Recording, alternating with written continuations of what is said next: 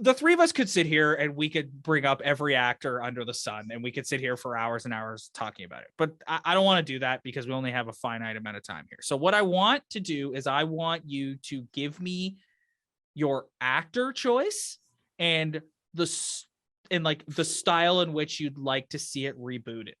So I'll go first just to give you guys a thought of what I have in mind here.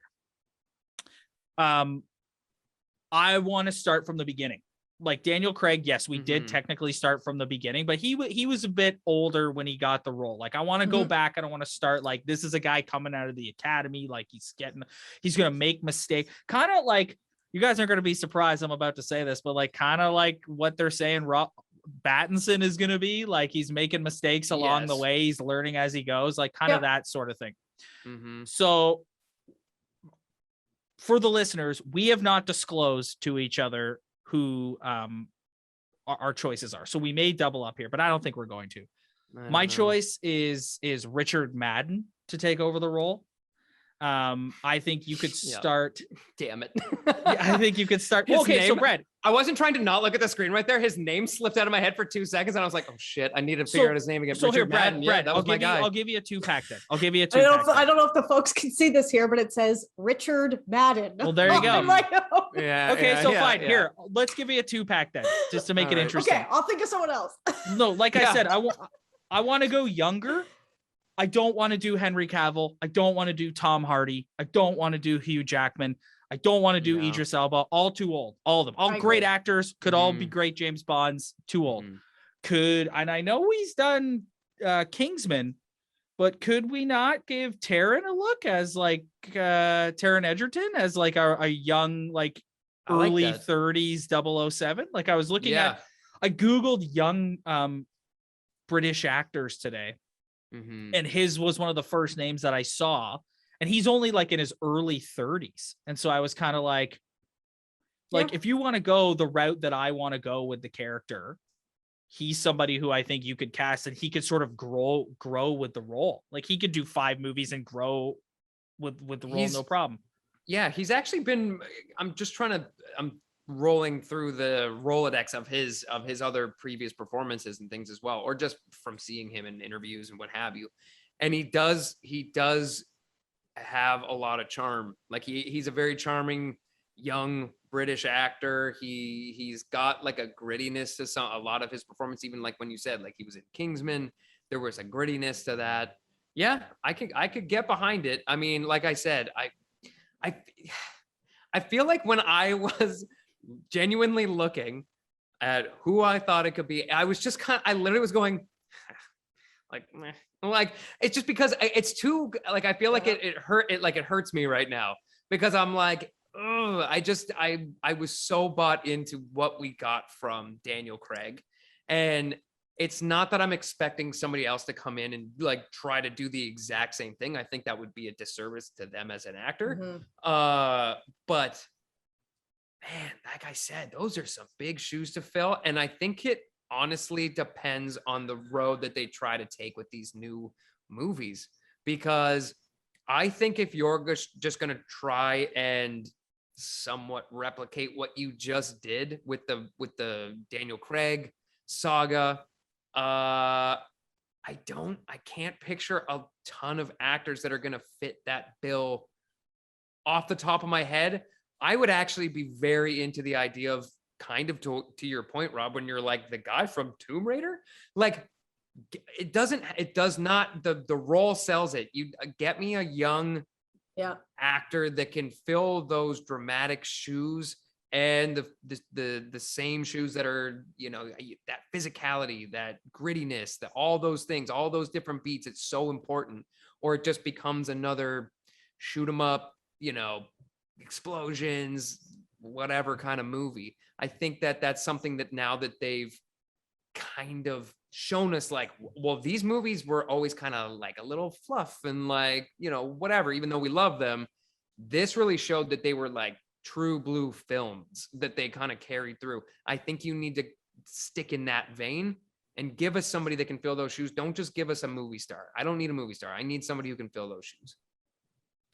Well, there you go. Kelly? Yeah, no, I agree that I would be totally fine with a relatively unknown actor coming in and taking this over. I think where, like, if I was in charge and sitting at the table right now and having the discussion, Daniel Craig, what he brought to the role, like we talked about his physical, like he was a bit of a brawler, right? Like he like was able to get it and just really like, you know, like he could manage those fight scenes and the action scenes better than anyone that we've seen. Then we've sort of seen like, you know, like the, like, you know, debonair, like sophisticated man who walks in, orders a martini, shoots a guy, walks out. Like we've seen that. And so I'm like, I like shoots like him, walks out. So I'm kind of thinking like, how do we bring Bond into like, you know, I think if we're gonna like look at the types of stories that they're telling, they're maybe more like cyber hacking type, you know, technology driven stories. So maybe you bring in a guy that you can kind of have like a believability that, not that Daniel Craig doesn't look like a smart man, but like someone who like kind of has like an air of like, you know, like real like hyper intelligence and like still has the sophistication, but also you could kind of see him like working like gadgets and things like that. So maybe it's a little bit less of like the hand-to-hand combat type Bond. Because I think that would take it in a much different direction than what they just did with Daniel Craig. So I wrote Richard Madden because I think he would do a great job. Now, if I'm again sitting in my little, you know, lady CEO business suit, he's in another big franchise right now. So I'm not going to put all my eggs in that basket because a lot of the times when these actors sign on to a big franchise, they might not do another one. So another one that I picked is Renee Jean Page, who was in Bridgerton, who is a very handsome man, young guy, has the look, has the style. You could definitely see him. He'd be a great choice. Yeah. So he was my, I had two options there. So he would be my other choice. I could definitely see him, you know, taking up the mantle and bringing a new element to the Bond stories. So you know who can I just say something really quick? Yeah, go ahead, Brad. Go ahead. Because as you're talking, like, again, it's like I got myself all riled up, and then I'm like trying to like think about like who else could go in there.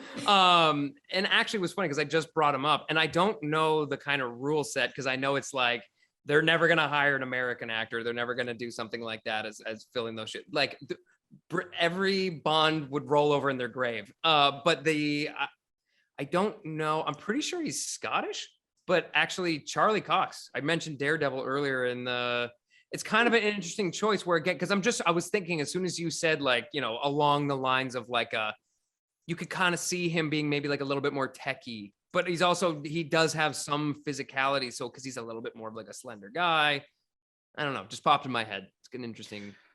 So I want to use both of your points to hammer home my point, and then we'll get out of here. So Kelly, you highlighted that you think it would be a smart decision to go in more of like a new age sort of tech style role. Brad, you've made the very good point throughout the show about how these are massive shoes to fill.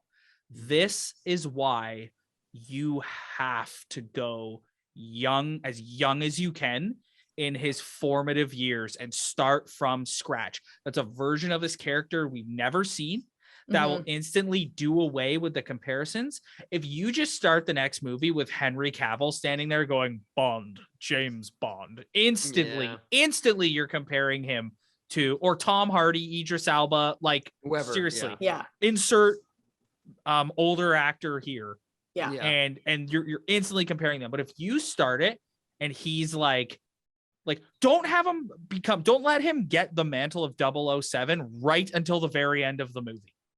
The whole time he's shadowing another 00. Maybe he's shadowing his predecessor 007 and then inherits the mantle from him or her at the end of the movie. Something like that. But I just think like it's a mistake and you are asking for endless comparisons and people initially rejecting. If you just come right back with, this is Bond, he's already Bond, he's out here, he's doing things like just don't do it. Start again from scratch. Yeah.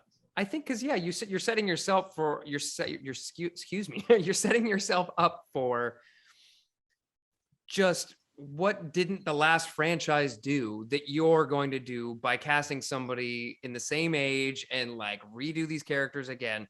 And this seems to be something that Hollywood does like to do now, where it's just kind of like, before it was like, okay, we'll wait 20 years or 15 years or something. Now it's like, a year 2 went by, minutes. we want to Yeah. reboot this thing. And we're just going to refill all the character roles that have now, we've done this before. So I think that's an excellent point. We have discussed this before as a little off-screen group discussion where we've said let's take a different take on this, just like the Daniel Craig saga did, without jumping so far from it. You can still do a younger version and have this be like really, really interesting and really something you haven't seen before, but still have the tropes and the all the things you expect from a Bond movie, but in something that we haven't really seen before. I totally agree. Exactly. Me too. So I think that is going to cap off our 007 discussion for this week. Overall, thumbs up Thanks, on the Daniel. new movie, and we're all sad to see the Daniel Craig era end. So we're all gonna get off and go have a vodka martini, shaken, not stirred, in his honor.